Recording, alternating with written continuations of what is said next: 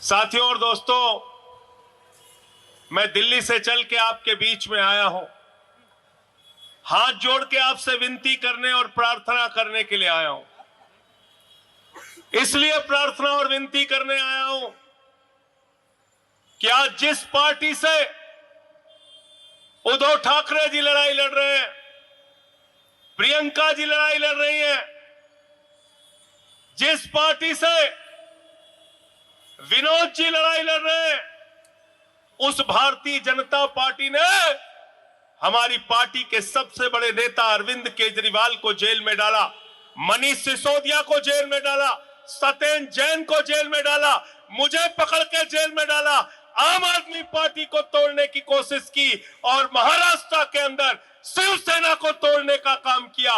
इन गद्दारों को हराने के लिए आपसे हाथ जोड़ के समर्थन मांगने आया हूं। बताओ गद्दारी किया है कि नहीं किया? बताओ। बाला साहब की पार्टी, उद्धव ठाकरे की पार्टी शिवसेना से तीर कमान लेकर सिंधे जीते, उनका नाम लेकर भारतीय जनता पार्टी के कैंडिडेट जीते, लेकिन जीतने के बाद पहला काम किया, शिवसेना उद्धव ठाकरे को तोड़ने का काम किया, शिवसेना पार्टी के विधायकों को खरीदने का काम किया, लोकतंत्र और संविधान की हत्या करने का काम किया, एक चुनी हुई सरकार को गिराने का काम किया, उद्धव ठाकरे के पीठ में छुरा मारने का काम किया, शरद पवार की पार्टी तोड़ने का काम किया, उनके विधायकों को खरीदने का काम किया। और मुझे याद है महाराष्ट्र की विधानसभा में नारे लग रहे थे, 50 खोके एकदम ओके, 50 खोके एकदम ओके। इन बेईमानों की जमानत जब्त कराने की जिम्मेदारी आपके अंदर है, आपके ऊपर है, अगर आप लोकतंत्र को बचाना चाहते हैं। यह निवेदन और विनती आपसे करने के लिए आया हूं। मैंने सुना था बाइक चोर होते हैं, कार चोर होते हैं, सोना चोर होते हैं। ये भारतीय जनता पार्टी वाले पार्टी चोर है, विधायक चोर है, सांसद चोर है, घड़ी चोर है, तीर कमान चोर है। ये चोरों को इस बार हराने की जिम्मेदारी आपकी है। उत्तर भारत के लोग हैं ना आप लोग? हाथ उठा के बताइए सब लोग। यूपी से, बिहार से सब लोग हैं। हमरो जिला वाले हैं कि ना? यहाँ सुल्तानपुर वाले, प्रतापगढ़, सुल्तानपुर, जौनपुर, बस्ती, अयोध्या वाले हैं कि ना? हाँ ना सब जने के साथ दे का हाथ की भैया के मसाल के, मसाल को हाथ में ले लेना उत्तर भारत के लोगों।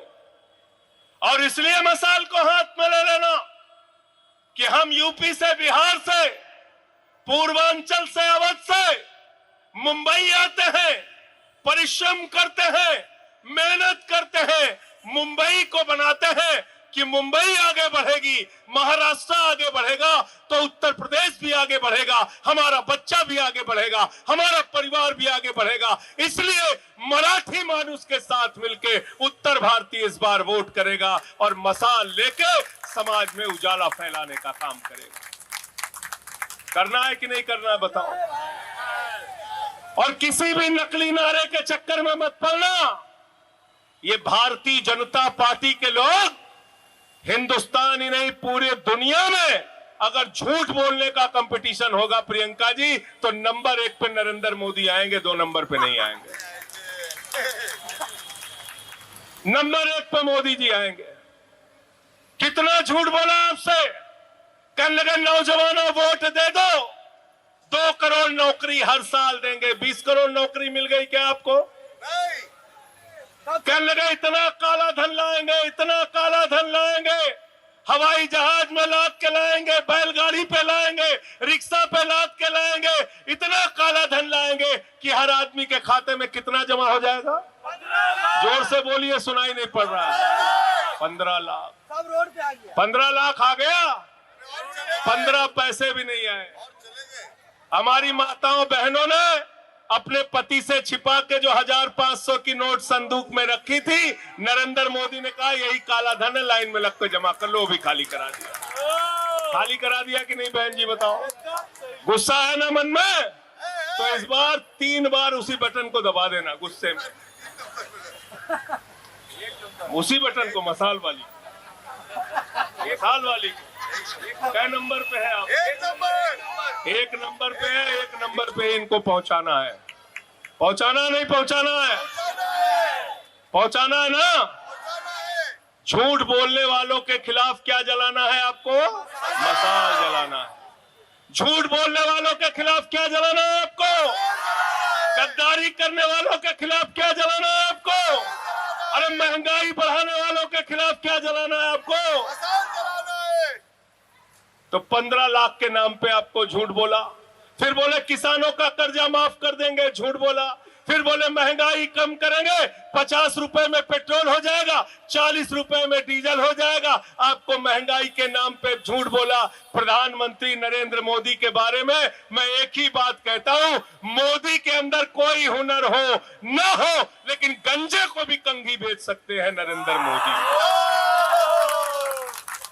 बेच सकते हैं कि नहीं बेच सकते बताओ? कितना झूठ बोले में एक्सपर्ट है मोदी जी। गए खलीलाबाद, कहे लगे कबीर, संत कबीर जी, बाबा गुरु नानक देव जी, गोरखनाथ जी एक साथ बैठ के मीटिंग करते थे। पता चला तीनों के जीवन काल में 100-100 साल का अंतर है। गए बिहार, कहने लगे जब सिकंदर बिहार में आया था तो बिहारियों ने मार के भगाया था। बिहारी लोग कहे सिकंदर कभी बिहार अइबे नहीं किया। फिर कहने लगे नाली के गैस से चाय बना लीजिए आप लोग। ऐसी हालत कर दी है नरेंद्र मोदी ने इस देश की, याद रखना 142वें स्थान पे भारत को पहुंचा दिया प्रति व्यक्ति आय के मामले में। 43 कंपनियों का 3,53,000 करोड़ रुपए इन बेईमानों ने माफ करने का काम किया भारतीय जनता पार्टी के लोगों ने। महंगाई कम करने की बात हो तो सरकार कहती है पैसा नहीं है। आप कहते हो गैस का सिलेंडर कम कर दो, कहते हैं पैसा नहीं है। आप कहते हो पेट्रोल कम कर दो, कहते हैं पैसा नहीं है। आप कहते हो डीजल कम कर दो, कहते हैं पैसा नहीं है। आप कहते हो दाल का दाम कम कर दो, चीनी का दाम कम कर दो, सरसों के तेल का दाम कर दो, कम कर दो, कहते हैं पैसा नहीं है। अरे पैसा कहां गया? ये पैसा गया नरेंद्र मोदी के दोस्त अडानी के पास, नीरव मोदी के पास, मेहुल चौकसी के पास। आपको लूट रहे हैं और चुनाव में आके आपको क्या समझाते हैं? कहते हैं एक रहोगे तो सेफ रहोगे। हमसे मीडिया वाले पूछने लगे, बोले मोदी जी कह रहे हैं एक रहोगे तो सेफ रहोगे। हमने कहा वो दुबई के शेखों के लिए कह रहे हैं, हम तुम एक रहेंगे तो सेफ रहेंगे। देखे हो कि नहीं फोटो? बताओ, फोटो देखे हो कि नहीं? हिंदुस्तान में मुसलमानों के खिलाफ नफरत फैलाते हैं, हिंदुस्तान में हिंदुओं को भड़काने का काम करते हैं, और दुबई में जाते हैं, कतर में जाते हैं तो मस्जिद में सर झुका के शेखों को गले लगाते हैं। क्यों लगाते हैं शेखों को गले?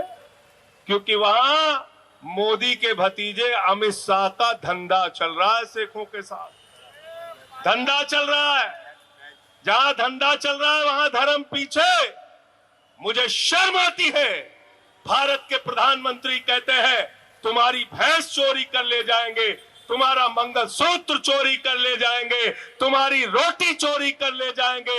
अब तो हद हो गई। प्रधानमंत्री ने कहा तुम्हारी बेटी चोरी कर ले जाएंगे। मैं कहता हूं धिक्कार है ऐसे प्रधानमंत्री पर जो 10 साल से देश का प्रधानमंत्री है, रक्षा मंत्री उसका, गृह मंत्री उसका, 22 राज्यों में मोदी की सरकार है, बीजेपी की सरकार है। उसके बावजूद अगर हमारी बेटियां सुरक्षित नहीं है तो नरेंद्र मोदी को इस्तीफा देके गुजरात में जाके खांस छीलना चाहिए। उसको प्रधानमंत्री रहने का अधिकार नहीं। गलत तो नहीं कह रहा हूं?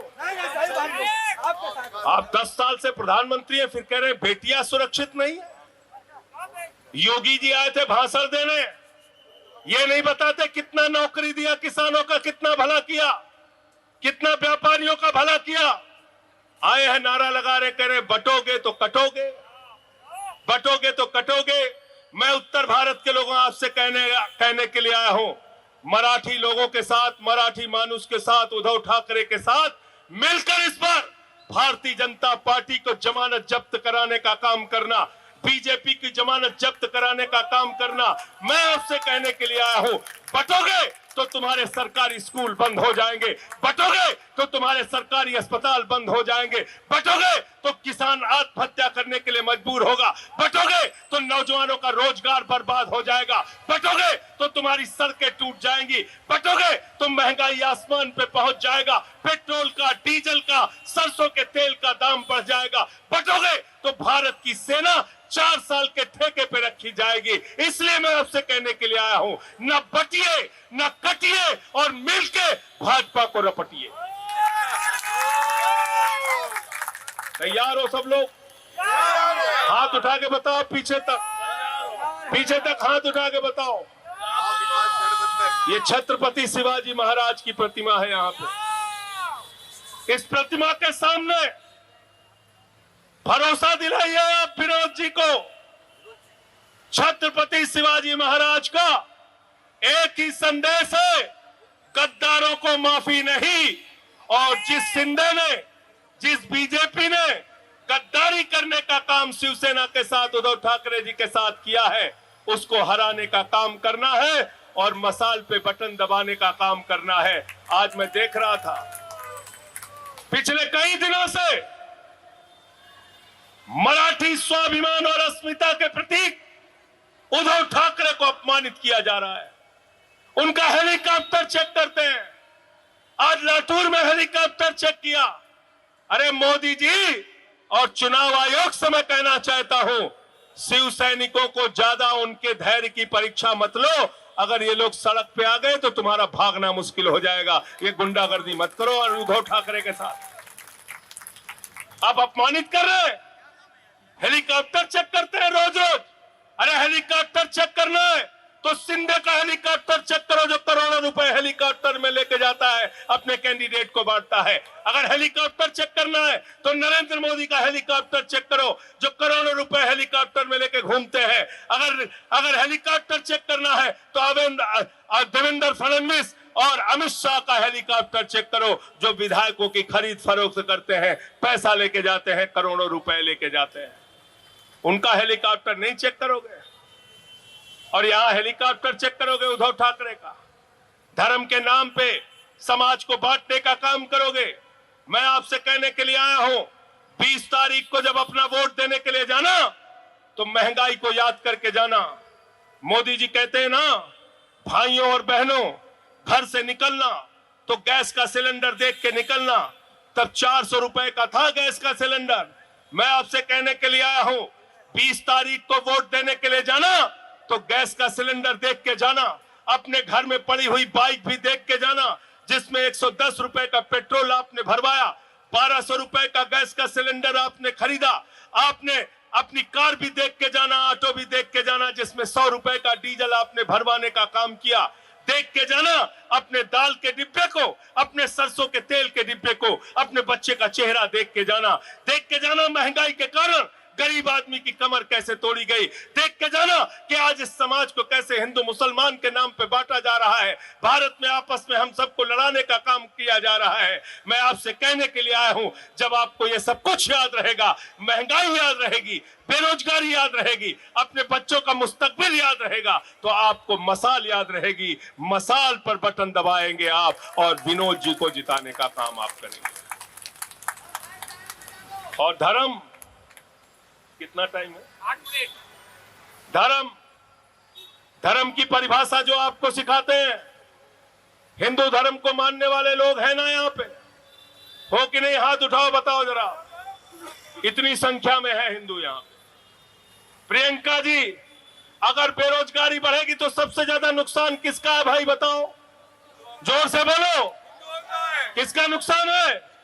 महंगाई ज्यादा बढ़ेगी तो सबसे ज्यादा नुकसान किसका है? अगर सरकारी स्कूल बंद होगा तो सबसे ज्यादा नुकसान किसका है? अगर किसान को कर्ज के बोझ के कारण आत्महत्या करनी पड़ेगी तो सबसे ज्यादा किसान कौन है? हिंदू। तो सबसे ज्यादा नुकसान पहुंचाते हो हिंदुओं को और बात करते हो हिंदुओं के भले की। ये तुम्हारा हिंदुओं का फार्मूला है। क्या कहता है रामचरितमानस? हमारा पवित्र ग्रंथ रामचरितमानस कहता है, सब नर करहि परस्पर प्रीति, सारे लोग आपस में प्यार से रहें। यह हिंदू धर्म सिखाता है। हिंदू धर्म कहता है वसुदेव कुटुंबकम, पूरा विश्व हमारा परिवार है। हिंदू धर्म कहता है जब हम अपनी पूजा खत्म करते हैं, हम कहते हैं धर्म की जय हो, अधर्म का नाश हो, प्राणियों में सद्भावना हो, विश्व का कल्याण हो। हिंदू धर्म सद्भावना की बात करता है। हिंदू धर्म पूरे विश्व के कल्याण की बात करता है। हम हिंदू धर्म को मानने वाले लोग हैं। उद्धव ठाकरे हिंदू धर्म को मानने वाले लोग हैं। नरेंद्र मोदी जो नफरत फैलाने का काम करते हैं, बीजेपी जो नफरत फैलाने का काम करती है, वो हिंदू धर्म को मानने वाले लोग नहीं है। ये हिंदू द्रोही लोग हैं। वो हिंदुओं को नुकसान पहुंचाने का काम करते हैं। और इस्लाम की बात हम करें तो हजरत मोहम्मद साहब का नाम, नबी का नाम, हजरत मोहम्मद साहब सल्लल्लाहु अलैहि वसल्लम का नाम है रहमतुल आलमीन, पूरे दुनिया पर रहमत करने वाला। तो इस्लाम में भी रहमत की बात, इंसानियत की बात, भाईचारे की बात कही गई है। तो आप सबसे कहने के लिए आया हूं, मेरे उत्तर भारत के भाइयों, इस बार इकट्ठा होके आप उद्धव ठाकरे जी के साथ मिलके मशाल जलाने का काम करना और भारतीय जनता पार्टी को, शिंदे की पार्टी को, अजीत पवार की पार्टी को सबक सिखाने का काम करना। मैं तो समझ नहीं पाता कि अजीत पवार 70,000 करोड़ का घोटाले का आरोप मोदी जी लगाते हैं, मोदी जी के साथ जाते हैं, राजा हरिश्चंद्र हो जाते हैं। प्रफुल्ल पटेल, उनका नाम इकबाल मिर्ची से जोड़ते हैं, दाऊद इब्राहिम से जोड़ते हैं, मोदी जी के साथ जाते हैं, राजा हरिश्चंद्र हो जाते हैं। छगन भुजबल, उनके ऊपर भ्रष्टाचार का आरोप लगाते हैं, मोदी जी के साथ जाते हैं, राजा हरिश्चंद्र हो जाते हैं। हसन मुशर्रफ, भ्रष्टाचार का आरोप उनके ऊपर लगाते हैं, जब मोदी जी के साथ चले जाते हैं तो राजा हरिश्चंद्र हो जाते हैं। ये मोदी वाशिंग पाउडर इस बार के चुनाव में लात मार मार के हम लोगों को तोड़ने का काम करना है। तोड़ोगे कि नहीं तोड़ोगे? बताओ, तोड़ोगे ना? उद्धव ठाकरे जी की महाविकास अघाड़ी की सरकार बना देना। और हमारी जो बहनें बैठी हैं, बिल्कुल ठीक कहा प्रियंका चतुर्वेदी जी ने, सरकार बनने के बाद तुरंत आपके खाते में 3,000 रुपए, जो महाविकास अघाड़ी का वादा है, वो 3,000 रुपए प्रति माह महिलाओं को मिलेगा।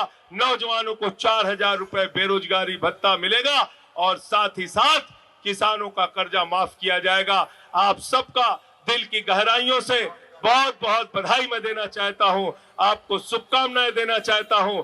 20 तारीख को विनोद जी को जिताइएगा और 23 तारीख को, जैसा इन्होंने कहा, प्रियंका जी ने कहा, हम लोग साथ मिलकर जीत का जश्न मनाएंगे।